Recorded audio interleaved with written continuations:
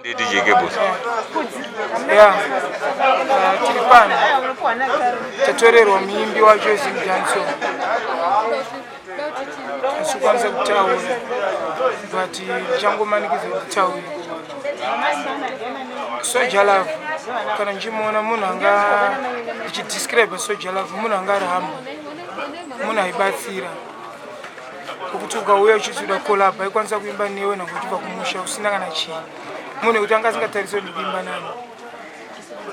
Vanhu vanotaura kuti whatever madrugs apa nini I don't see madrugs na Soja Love chandaisiya ndaiona ngoma chete. Because when it comes to studio aita basa rake. Soja Love ndiye one artist anga ane more than 40 songs in my playlist. Munhu kuti aite akangotsamwa akutoenda mustudio. Yes, pamwe izvoimbo zvelife yake pamwe but is educated. Soja Love ndatanga kulingana 2013. Tichienda kusandi ndio nitsoka. Tasvika kusandi ndio twatanza musikuimba. Anga singaure munhu. Aingoshinga kusvikira taita se taimba. Asi oya Soja Love ndikada kuitaura yakaoma kuti asvike paave nhasi. Ndinoona ndakatoisa skava emusangano kutenda kuti first time in history kutorerwa muimbi weZimdanso achinzi provincial hero.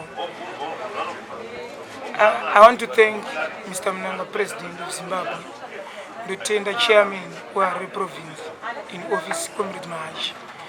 Nebasa ravatiitira rokuti Soja Love igamba zvototi ndikakuudza zvikuitika kugeto vanhu vari kufara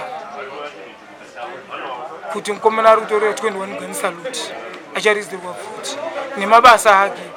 Saka ndada kubvunza vaya vaiti Soja Love anoita mabasa asiriwo, anoetyita kuti munhu asingati anoita mabasa asiriwo itonzi agamba uyo kaSoja Love akurizirwa futi. Saka ndotenda. I want to urge all artists kuti moramba mune focus. Tane buri iro richanetsa kuvhara. Tofana kushinga kuti tiri vhari but richatotinetsa. Truly speaking, Soja Love is a king of the Zimdanso. Iyo hondo yakaipa tichatorwisa ma-producers, ma-DJs nema-artists kuti tiwane munhu anotora chinhano chaSoja Love. Mageto itseso all upping artists nokueja kuti motosimba tatorerwa icon Soja Love. So Musaka is no more. But tichirangarira zuva iyori 16 February. Ticharamba kungoti rinozvi mazuva eCovid. Hatisi kubvumirwa kuungana takawanda. Ichokwadi icho. Hapana zvatingazvinge because COVID is real.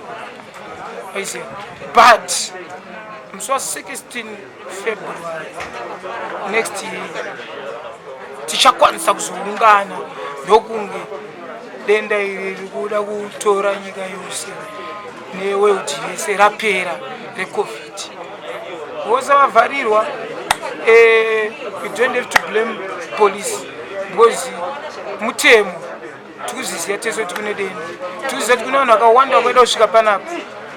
Kune zvinhu zvakawanda zvirikuitika but mapurisa ibasa ravo rekuti chengetedza kuti tisapinde mudenda iroro. Vamwe vanozokunge pamwe polisi pamwe pane aiwa itori basa rikutichengetedza tese tikurwadziwa.